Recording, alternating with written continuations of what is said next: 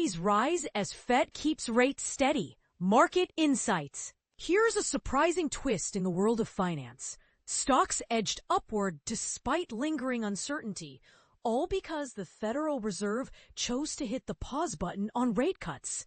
But here's where it gets controversial. Was this decision a calculated move to protect the economy or a sign of hesitation in the face of political pressure? Let's dive deeper into what's really happening behind the numbers. On July 30th, 2025, U.S. equity markets experienced a modest rally as traders digested the Fed's latest decision to keep interest rates unchanged. This outcome, widely anticipated by market analysts, came with a subtle but important warning from Federal Reserve Chair Jerome Powell. The central bank emphasized that while the unemployment rate remains historically low and labor markets stay robust, inflation is still somewhat elevated, a phrase that sparked debates among economists. Two of the Fed's governors even dissented from the decision, hinting at internal disagreements over the timing of future rate adjustments.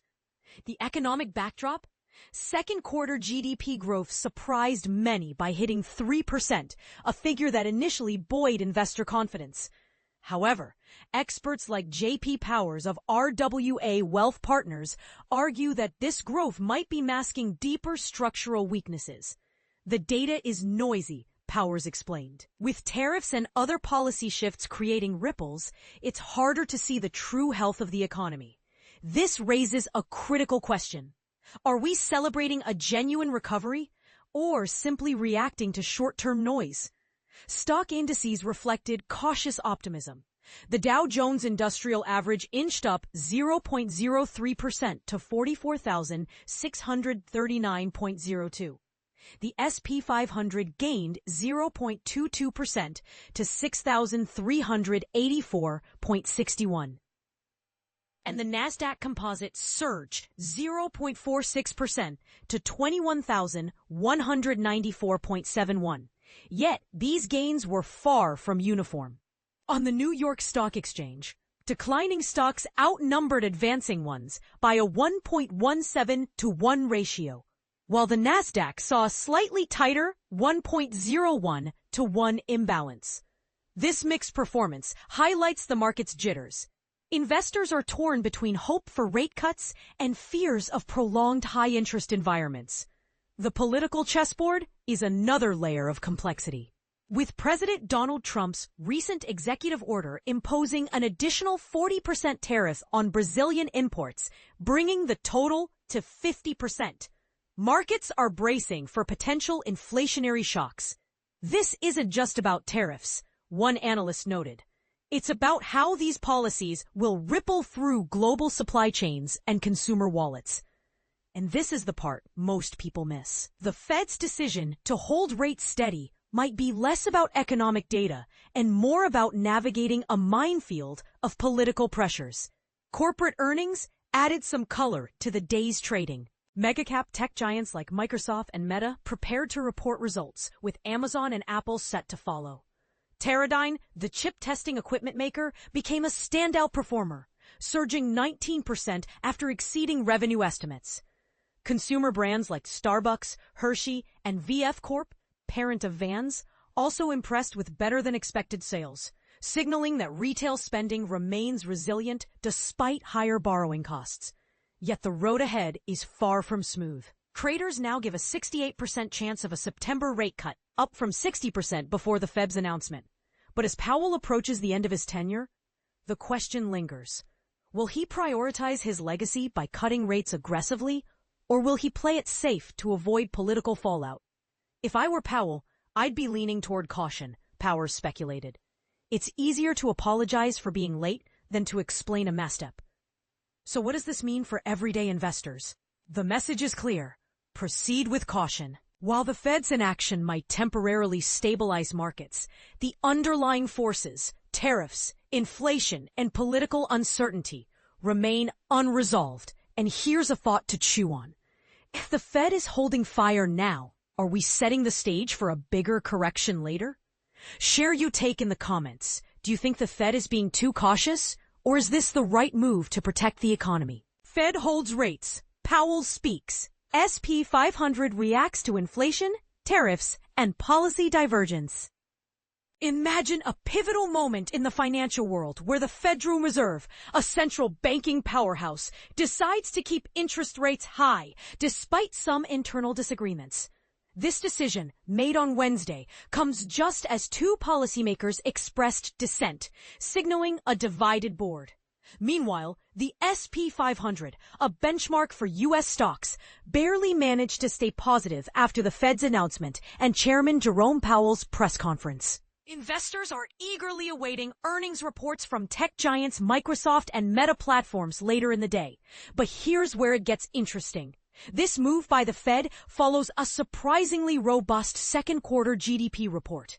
However, digging deeper reveals that the underlying figures weren't as strong as they seemed on the surface. Core inflation, which excludes volatile food and energy prices, slightly exceeded expectations. Earlier in the day, ADP's employment report indicated a pickup in private sector hiring during July, offering a glimmer of hope for the labor market. At 2:53 p.m. Eastern Time, Powell addressed the One Big Beautiful Bill, emphasizing that while it included some stimulatory elements by making existing laws permanent, its overall impact would not be significant. As for the stock market's reaction, it was mixed. The SP 500 remained flat as Powell spoke, having gained 0.2% before his press conference and the Fed announcement. The Dow Jones Industrial Average dipped 0.2%, while the Nasdaq Composite climbed 0.3%. During his remarks, Powell clarified that most policymakers view inflation as elevated and the labor market as healthy, aligning with full employment goals. Given these conditions, the Fed believes that maintaining a modestly restrictive policy stance is appropriate.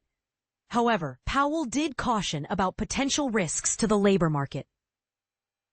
He pointed out that both job demand and supply are declining simultaneously, suggesting a possible downturn. He stressed the significance of the unemployment rate, noting that the threshold for matching labor force growth has decreased.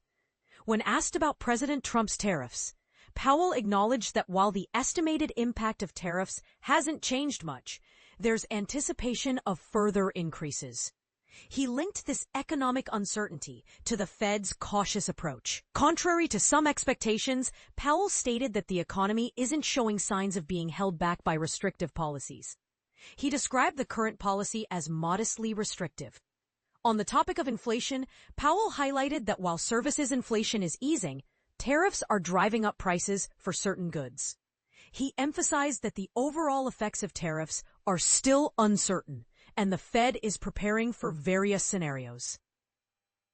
Later in the day, the White House announced a 50% tariff on imports from Brazil, citing issues related to U.S. companies, free speech, and foreign policy.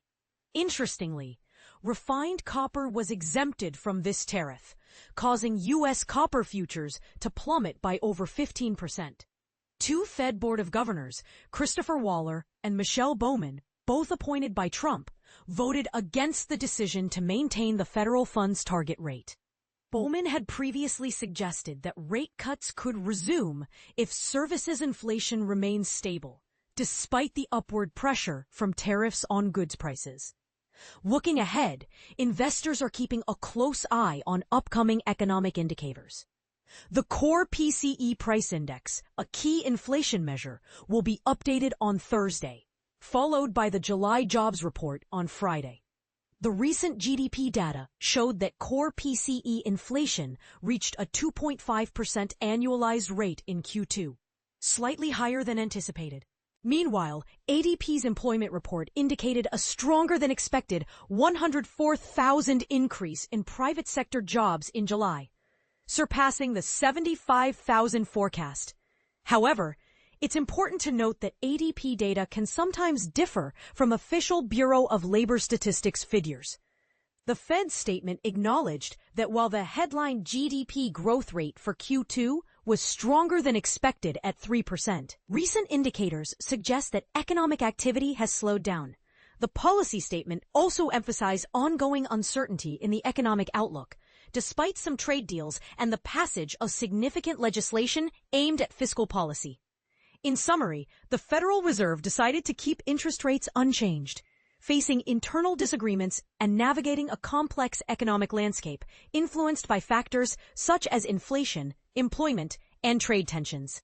As we move forward, investors will continue to monitor these developments closely, particularly as new economic data becomes available. And this is the part most people miss. While the Fed's decision to maintain restrictive rates might seem straightforward, it reflects a delicate balance between controlling inflation and supporting economic growth. How this plays out will have far-reaching implications for investors and the broader economy. So what do you think? Should the Fed have cut rates given the economic conditions? Share your thoughts in the comments.